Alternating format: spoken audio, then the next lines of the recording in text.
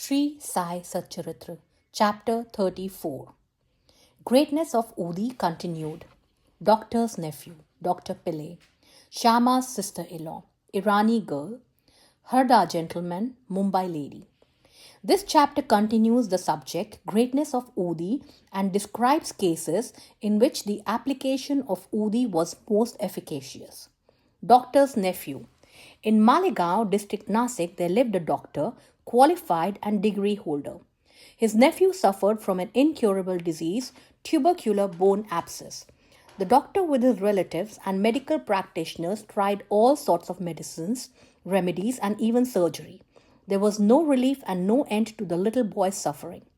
Friends and relatives advised the parents of the boy to seek divine aid and recommended them to go to Sai Baba, who was known to have cured such incurable cases by his mere glance. The parents therefore came to Shirdi. They prostrated themselves before Baba, placed the boy before him, and pleaded humbly and implored him to save their son. The merciful Baba comforted them, saying, "Those who resort to this masjid shall never suffer anything in this life to the end of time. Now do not worry. Apply Udi on the abscess, and within a week he will recover. Believe in God. There is no masjid but Dwarka Mai. He who steps here will soon get health and happiness, with his sufferings will come to end." The boy was made to sit before Baba, who moved his hands on the affected part and cast his loving glances on him. The patient was pleased, and with the application of the Udi, he began to recover and was all right after some days. The parents then left Shirdi with their son, thanking Baba for the cure, which was effected by Udi and Baba's gracious looks. After knowing this, the doctor, the uncle of the boy, became wonderstruck and desired to see Baba. While he was on his way to Mumbai for some business at Malegaon and Manmad, somebody spoke to him against Baba and poisoned his ears. Therefore, he dropped the idea of visiting Shirdi and went to Mumbai direct. He wanted to spend the rest of his leave at Alibag, but at Mumbai he heard for 3 successive nights a voice, "Still you disbelieve me?" Then the doctor changed his mind and resolved to go to Shirdi. He had to attend to a case of infectious fever in Mumbai, which showed no signs of quick abatement. So he thought that his Shirdi trip would be postponed. He, however, proposed a test in his mind and said that if the patient gets all right by today, I will start for Shirdi tomorrow. The wonder is that exactly from the time when the determination was done, the fever began to abate and the temperature became normal. Then he went to Shirdi as per his determination, took Baba's darshan and prostrated himself before him. Baba gave him such experiences that he became his devotee.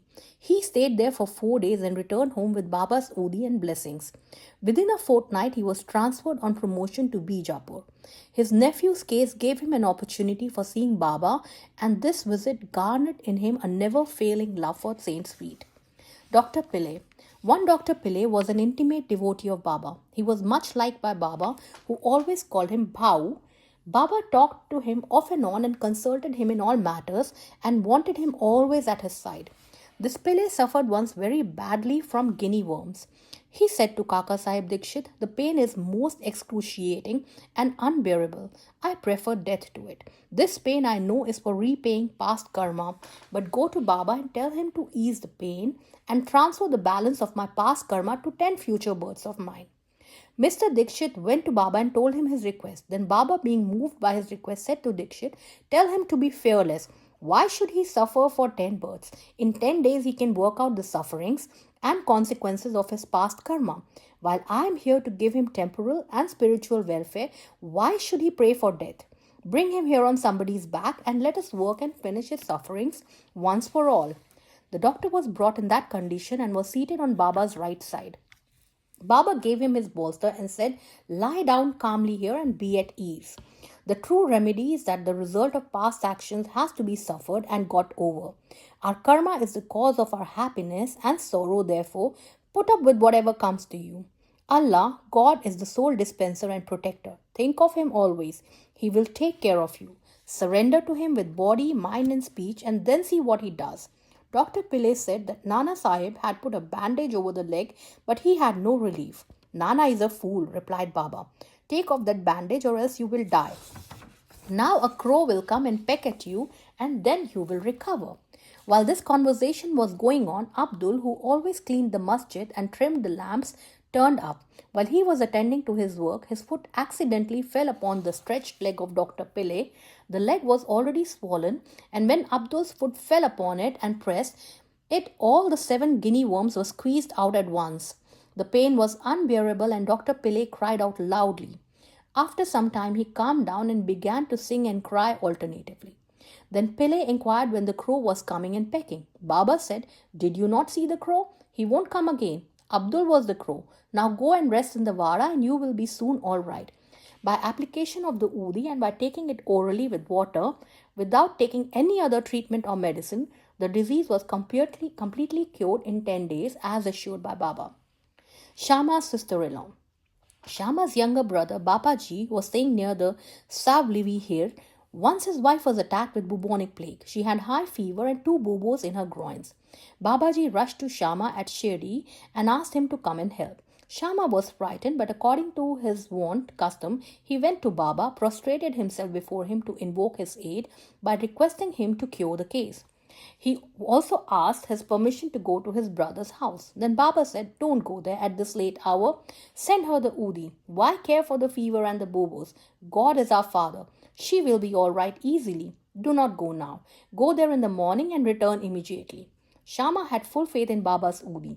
It was sent with Babaji. It was applied on the bobos and some of it was mixed with water given to the patient for drinking. No sooner was it taken in, perspiration set in profusely, the fever abated, and the patient had a sound sleep. Next morning, Babaji was surprised to see his wife all right, with no fever and no bubos. When Shama went there next morning with Baba's permission, he was also surprised to see her in the kitchen preparing tea. On questioning his brother, he learned that Baba's udi cured her completely in one night. Then Shama realized the significance of Baba's words. Go there in the morning and return immediately. After taking tea, Shama returned and after saluting Baba said, "Deva, what is this play of yours? You first raise a storm and make us restless and then calm it down and comfort us." Baba replied, "You see, mysterious is the path of action. Though I do nothing, they hold me responsible for the actions which take place on account of Parabrat, destiny. I am only their witness. The Lord is the sole doer and inspirer. He is most merciful. Neither I am God nor master. I am his obedient servant and remember him constantly. He who casts aside his egoism and thanks him, and he who trusts him entirely, will have his shackles removed and will obtain liberation." Irani's daughter. Now read the experience of an Irani gentleman. His young daughter got fits every hour. When the convulsion came, she lost her power of speech, her limbs contracted, and she fell down senseless. No remedy gave her any relief. Some friend recommended Baba's udi to her father and asked him to get it from Kaka Sahib Dikshit at Ville Parle. Then the Irani gentleman got the udi and gave it mixed with water to his daughter daily for drinking. In the beginning, the convulsions, which were coming hourly, came after every 7 hours, and after a few days, the daughter recovered completely.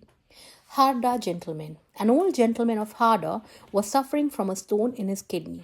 Such stones are generally removed by surgical operations, and people recommended him to undergo one. He was old and weak, lacked strength of mind, and could not think of submitting himself to surgical treatment. His suffering was soon to end in another way. The Inamdar, the city officer of the town, happened to come there at that time. He was a devotee of Baba and had always a stock of udi with him. On the recommendation of friends, his son got some udi from him and after mixing it with water gave it to his old father to drink. Within 5 minutes, the udi was assimilated, the stone was dissolved and came out through his urine, and old man was soon relieved. Mumbai lady. A woman of the Kaist Prabhu caste in Mumbai always suffered terrible pain at her delivery.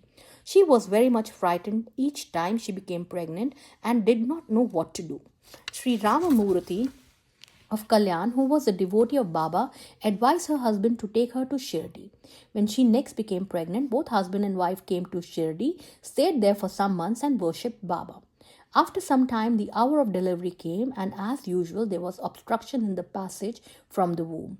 She began to suffer labor pains, did not know what to do, but began to pray to Baba for relief. In the meantime, some neighboring women turned up, and after invoking Baba's aid, gave her udi mixture to drink. In 5 minutes, the woman delivered safely and painlessly. The issue was stillborn according to its fate, but the mother, who got rid of the anxiety and pain, thanked Baba for the safe delivery and ever remained grateful to him. Bow to Sri Sai. Peace be to all.